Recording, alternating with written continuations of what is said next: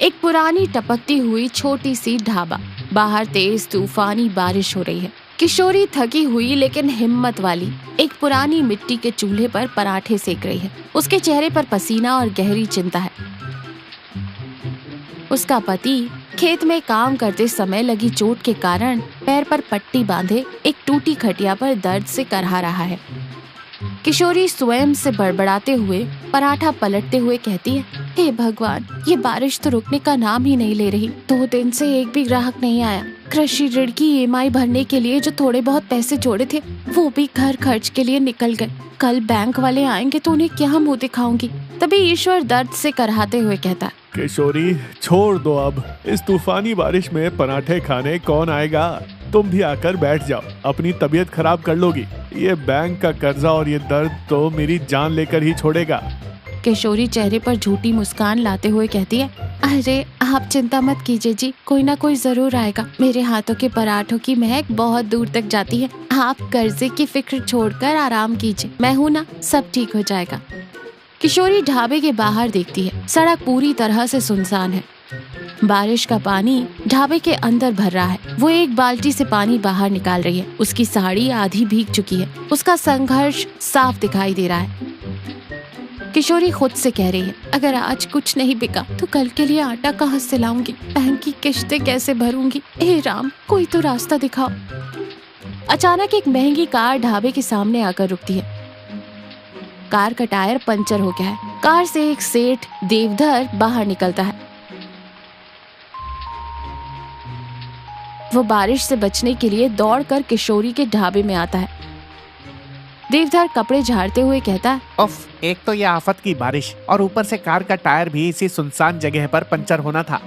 फिर किशोरी की तरफ देखकर कहता है, बहन जी, यहाँ आसपास कोई मैकेनिक मिलेगा क्या?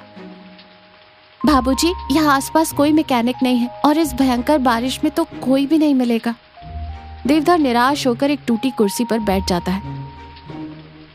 अब क्या करूँ, मुझे बहुत जरूरी काम से बाहर जाना था। अचानक उसे पराठों की खुशबू आती है। ये खुशबू कैसी है? मैं पराठा बना रही हूँ बाबूजी, आलू और प्याज के गर्मा गर्म पराठे। क्या आप खाएंगे? इस बारिश में आपको अच्छे लगेंगे। देवधर भूख महसूस करते हुए कहता है, ठीक है, ले आओ, सुबह से कुछ नहीं खाया। किशोरी देवधर को एक साफ प्लेट में 2 गरम पराठे और चटनी देती है। देवधर एक टुकड़ा खाता है और उसके चेहरे पर आश्चर्य और आनंद के भाव आ जाते हैं। वाह, क्या स्वाद है। ऐसे पराठे तो मैंने शहर के बड़े बड़े होटलों में नहीं खाए। इसमें क्या मिलाया है तुमने?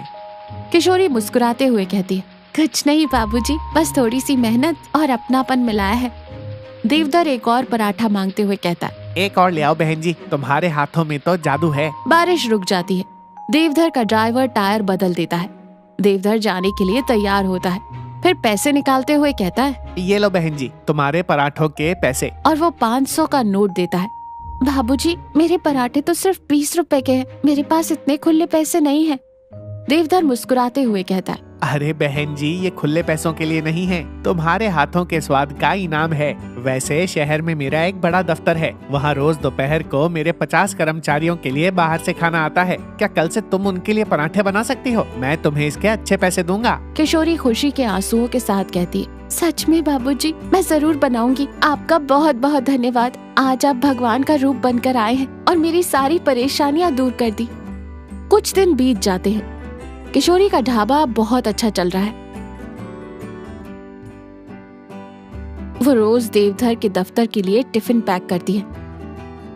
उसकी EMI भी अब समय पर भरी जा रही है और ईश्वर के पैर का घाव भी धीरे धीरे भर रहा है।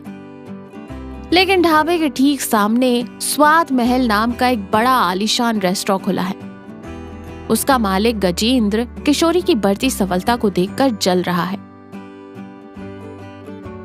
वो अपने मैनेजर से कहता है, सड़क किनारे पड़ी रहने वाली ये 2 कौड़ी की औरत मेरे रेस्टोरेंट के सामने ढाबा चलाएगी और लोग मेरे रेस्टोरेंट को छोड़कर इसके पास जा रहे हैं। ये मेरी बर्दाश्त के बाहर है। इसका कुछ न कुछ तो पक्का इंतजाम करना ही पड़ेगा। गजेंद्र एक नीच साजिश रचता है।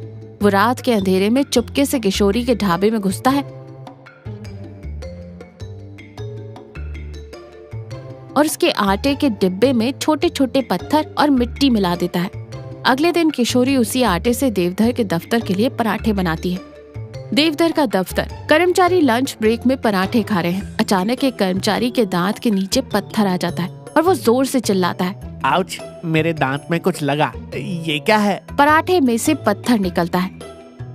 अरे, इसमें तो कंकड़ है। दूसरा कर्मचारी थूकते हुए कहता है, मेरे वाले में तो मिट्टी भरी है। ये कैसा घटिया और गंदा खाना है। देवधर गुस्से से लाल पीला होते हुए किशोरी के ढाबे पर आता है। गजेंद्र भी तमाशा देखने के लिए अपने रेस्टोरेंट के बाहर खड़ा है।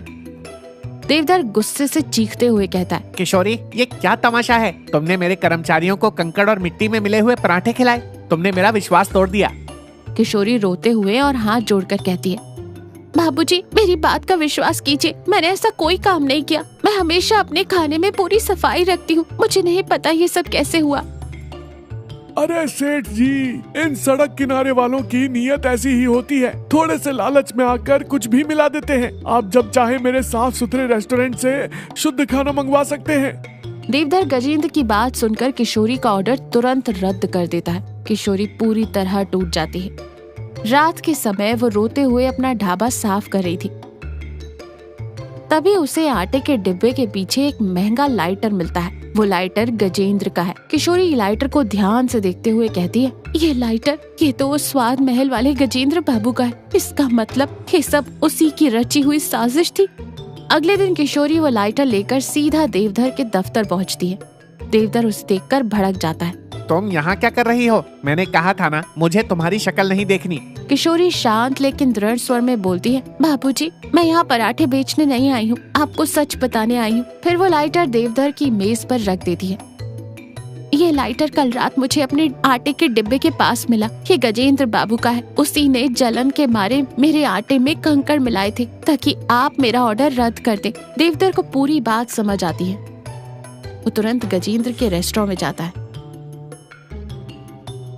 गजेंद्र अपने दोस्तों के साथ बैठा ठहाके लगा रहा है। देवधर गुस्से में लाइटर दिखाते हुए कहता है, गजेंद्र, ये तुम्हारा ही है ना? मेहनत से अपनी रोजी रोटी कमाने वाली एक गरीब औरत के पेट पर लात मारने के लिए तुमने इतनी नीच हरकत की? शर्म नहीं आई तुम्हें? गजेंद्र हकलाते हुए पसीना पसीना होकर कहता है, सेठ जी, आप ये क्या कह रहे हैं? बकवास बंद करो। मुझे सब पता चल गया है। तुम्हारी इस घटिया हरकत के लिए मैं तुम्हें पुलिस के हवाले कर सकता हूँ, लेकिन मैं अपने हाथ गंदे नहीं करना चाहता। आज से तुम्हारा और मेरा कोई लेना देना नहीं है। देवधर वापस किशोरी के ढाबे पर आता है।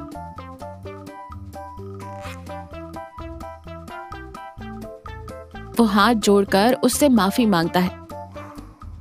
मुझे माफ कर दो किशोरी बहन, मैंने बिना कुछ सोचे समझे तुम पर शक किया। आज से मेरे दफ्तर के सभी लोग तुम्हारे ही हाथों के बने पराठे खाएंगे, और हाँ, तुम्हारे इस कच्चे ढाबे को पक्की दुकान बनाने का पूरा खर्चा भी मैं ही उठाऊंगा।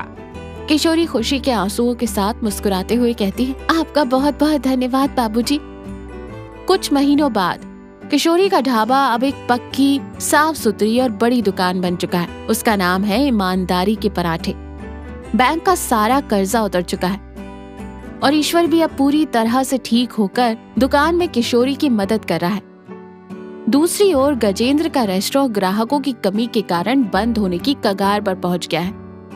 गजेंद्र उदास और दिवालिया होकर अपने खाली रेस्टोरेंट के बाहर बैठा है। तो देखा, सत्य और ईमानदारी का रास्ता हमेशा कठिन होता है, लेकिन जीत अंत में उसी की होती है। दूसरों का बुरा चाहने वालों के पास उनके बुरे कर्म लौट कर जरूर आते हैं।